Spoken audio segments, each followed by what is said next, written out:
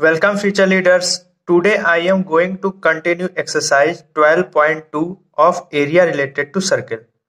We have already discussed question number 1 to 4. Now we are moving to next question number 5.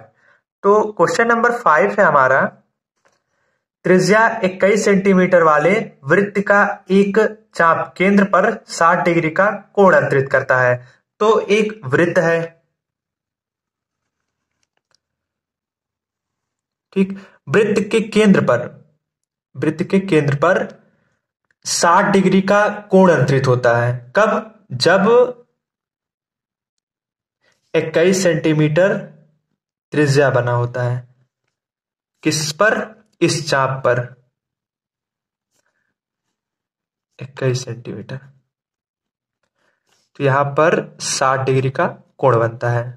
ठीक, question में क्या है कि 21 centimetre वाले वृत्त का एक चाप केंद्र पर 60 डिग्री का कोण अंतरित करता है। तो हमने एक वृत्त बनाया और वृत्त में जो केंद्र है, केंद्र की दूरी और यहां से मतलब त्रिज्या जो है 21 सेंटीमीटर क्वेश्चन में दिया गया है, इसलिए हमने यहाँ पर 21 सेंटीमीटर लिख दिया और यहाँ पर भी 21 सेंटीमीटर लिख दिया। क्योंकि क्वेश्चन में कहा है 60 डिग्री, हमने यहाँ पर 60 डिग्री लिख दिया। फिर कहा है फर्स्ट पार्ट में चाप की लंबाई कितनी होगी। चाप की लंबाई, तो हमने आपको त्रिज्यखंड में चाप की लंबाई निकालने का फॉर्मूला बताया था। क्या फॉर्मूला बताया था? थीटा बटे 360, थीटा बटे 360 गुणे 2 पाई आर।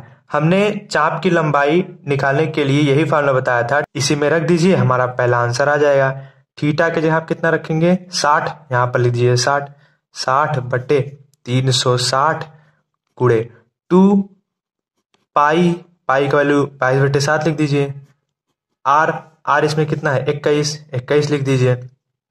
काट दीजिए, 0 से 0 कैंसिल, 6 एकम 6, 6 छके 36, 7 एकम 7, 7 त्रिक 21, ठीक, 2 एकम 2, 2 तिहाई 6, ये तीन कैंसिल, हमारा बचा क्या?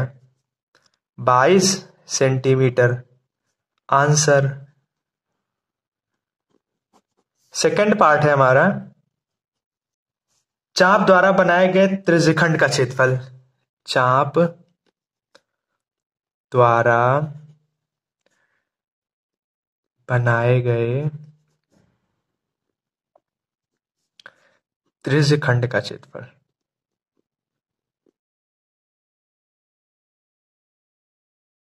तो देखिए, हमारा चाप की लंबाई यहां से यहां तक है, ठीक।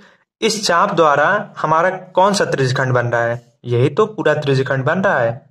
इस चाप की लंबाई से ये हमारा पूरा त्रिज्यखंड बन रहा है और इसी त्रिज्यखंड की हमको क्षेत्रफल निकालना है, ठीक। इसका हमको क्षेत्रफल निकालना है क्योंकि चाप ये है और इसी चाप से, इसमें लिखा है चाप द्वारा बनाए गए त्रिज्यखंड का क्षेत्रफल। तो चाप हमारा यहाँ है, यहां से यहां तक, इसके द्वारा बनने वाला त्रिज्यखंड हमारा यही है, ये पूरा। अगर हम इसका नाम लिख दें ओ ए बी, यहां पर सी लिख दीजिए, ओ ए सी बी का हमको क्षेत्रफल निकालना है। मतलब सिंपली आप कह सकते हैं लघु त्रिज्यखंड का क्षेत्रफल निकालना है।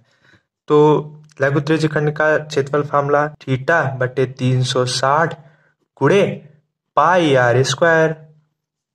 इसी में रख दीजिए, हमारा आ जाएगा आंसर। थीटा इसमें कितना है?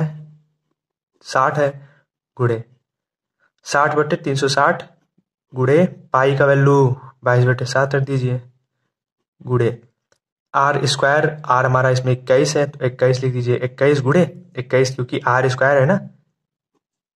इसको सॉल्व कर दीजिए, 6, 0 से 0 कैंसिल, 6 एकम 6, 6 छक 36, 7 एकम 7, 7 त्रिक 21, 3 एकम 3, 3 दूना 6। तो मल्टीप्लाई कराएंगे, हमारा आ जाएगा 231 सेंटीमीटर स्क्वायर। क्योंकि ये क्षेत्रफल है इसलिए सेंटीमीटर स्क्वायर हो गया आंसर। अगला पार्ट है हमारा,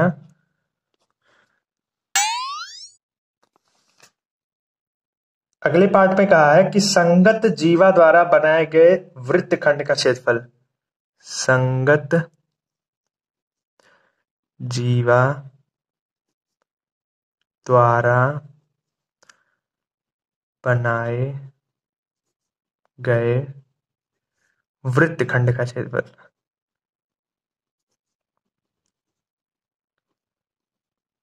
तो देखिए हमारा फिगर ये है, इसमें कहा है कि संगत जीवा द्वारा, इसमें हम एक जीवा खींच लेते हैं क्योंकि इसमें कहा है संगत जीवा द्वारा।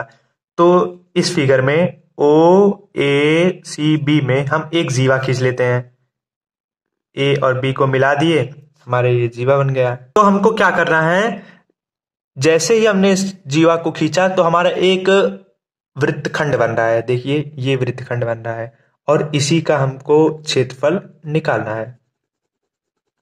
ठीक, पहले देखिए जीवा नहीं खींचा गया था, हमने एक ए और बी को मिला दिया तो एक जीवा हमारा बन गया और उस जीवा के अंदर हमारा एक वृत्तखंड बन रहा है।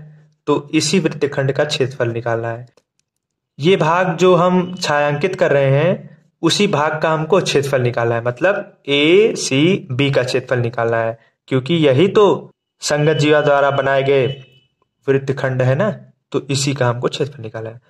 तो देखिए इसका क्षेत्रफल निकालने के लिए हम क्या करेंगे, सबसे पहले ओ ए सी बी का क्षेत्रफल निकालेंगे और उसमें से हम घटा देंगे त्रिभुज ए ओ बी का क्षेत्रफल, तो हमारे यही आ जाएगा।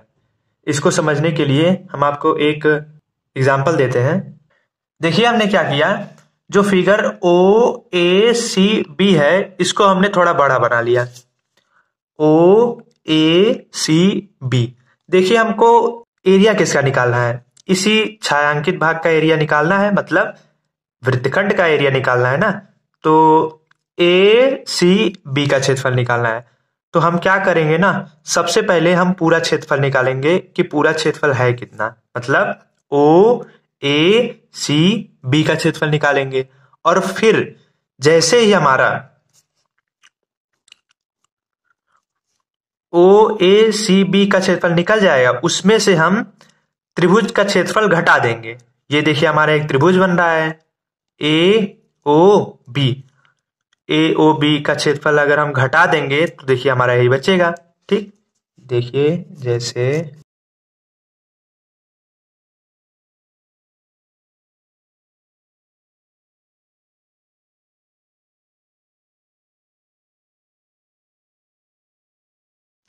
देखिए हमको इसी का एरिया निकालना था ना, ए सी बी का, तो हमारा निकल जाएगा। फिर से समझिए क्या था, क्वेश्चन में हमारा ये पूरा दिया गया है, ठीक, ये पूरा फिगर दिया गया है और हमको क्षेत्रफल किसका निकालना है, ए सी बी का। तो हम क्या करेंगे, सबसे पहले ओ ए सी बी का क्षेत्रफल निकालेंगे, ओ ए सी बी का क्षेत्रफल निकालेंगे और ओ ए सी बी है क्या, हमारा त्रिज्यखंड है। ठीक, जैसे ही हम ओ ए सी बी का क्षेत्रफल निकाल लेंगे उसमें से हम घटा देंगे त्रिभुज का क्षेत्रफल A B O, triangle A O B का क्षेत्रफल। देखिए ये पूरा हमारा एक त्रिज्यखंड था, इस त्रिज्यखंड में से मतलब ओ ए सी बी में से हमने त्रिभुज का क्षेत्रफल देखिए हटा दिया, देखिए हमारा यही बच रहा है, इसी का तो हमको क्षेत्रफल निकालना था, हमारा निकल गया। ठीक, हमने क्या किया, सबसे पहले जो पूरा क्षेत्रफल है इसको हम पहले निकालेंगे, ओ ए सी बी को निकालेंगे और जैसे ही ये निकल जाएगा उसमें से हम घटा देंगे या हटा देंगे त्रिभुज ए ओ बी का क्षेत्रफल। देखिए जैसे ही हम ए ओ बी हटा देंगे देखिए हमारा यही बचेगा, इसी का हमको क्षेत्रफल निकालना था, हमारा निकल गया। ओके, ये फार्मूला समझाने के लिए हमने आपको बताया था कि संगत जीवा द्वारा बनाए गए वृत्तखंड का क्षेत्रफल बराबर ओ ए सी बी का क्षेत्रफल माइनस त्रिभुज ओ ए बी का क्षेत्रफल कैसे आ गया। ठीक, उम्मीद है आपको समझ में आ गया होगा। ओ ए सी बी का क्षेत्रफल हमने निकाल लिया है, कब निकाला, सेकेंड पार्ट में। चाप द्वारा बनाए गए त्रिज्यखंड का क्षेत्रफल। तो चाप द्वारा त्रिज्यखंड तो हमारा यही बन रहा था ना, इसका तो हमने अभी क्षेत्रफल निकाल लिया, इतना आ गया। मतलब हमारा ओ ए सी बी का क्षेत्रफल आ गया, इसका तो वैल्यू हमको पता है। अब हमको वैल्यू निकालना है या एरिया निकालना है त्रिभुज ए ओ बी का। तो हम एरिया निकालेंगे ट्रायंगल ए ओ बी का। अब यहां पर ध्यान से देखिएगा, ये जो ट्रायंगल है इसको हम अलग बना लेते हैं। ये जो ट्रायंगल है समझाने के लिए 60 डिग्री 21 सेंटीमीटर और ये भी 21 सेंटीमीटर। यहाँ पर ओ लिख दीजिए, यहाँ पर बी लिख दीजिए, यहाँ पर सी लिख दीजिए। देखिए आप लोगों ने एक प्रमेय पढ़ा होगा त्रिभुज का कि अगर किसी त्रिभुज में दो भुजाएं आपस में बराबर हैं तो तीसरी अपने आप क्या होंगी, बराबर होंगी। तो देखिए ये जो ओ ए है या ए ओ है, ए ओ बराबर है 21 सेंटीमीटर का, ठीक। और जो ओ बी है, ओ बी कितना है 21 सेंटीमीटर का। तो अगर किसी त्रिभुज में दो भुजाएं आपस में बराबर हैं तो तीसरी भी आपस में क्या होंगी, बराबर होंगी। मतलब ए बी बराबर भी कितना होगा 21 सेंटीमीटर होगा, ठीक। तो ओ ए बराबर 21 सेंटीमीटर, ओ बी बराबर 21 सेंटीमीटर, तो ए बी बराबर 21 सेंटीमीटर। अगर आप ध्यान से देखेंगे यहां पर भी 21 सेंटीमीटर, यहां पर भी 21 सेंटीमीटर और यहां पर भी 21 सेंटीमीटर। मतलब कि ये कैसा त्रिभुज है, ये समबाहु त्रिभुज है, क्योंकि समबाहु त्रिभुज की सभी भुजाएं आपस में क्या होती हैं, बराबर होती है। मतलब कि जो त्रिभुज है हमारा ओ ए बी, ये समबाहु त्रिभुज है और हमको ओ ए बी का एरिया निकालना है, क्षेत्रफल निकालना है। तो ओ ए बी हमारा कैसा त्रिभुज है, समबाहु त्रिभुज है। और समबाहु त्रिभुज के क्षेत्रफल का फॉर्मूला होता है √3/4 ए स्क्वायर। हम यहां पर लिख देते हैं समबाहु त्रिभुज के क्षेत्रफल बराबर √3/4 ए स्क्वायर।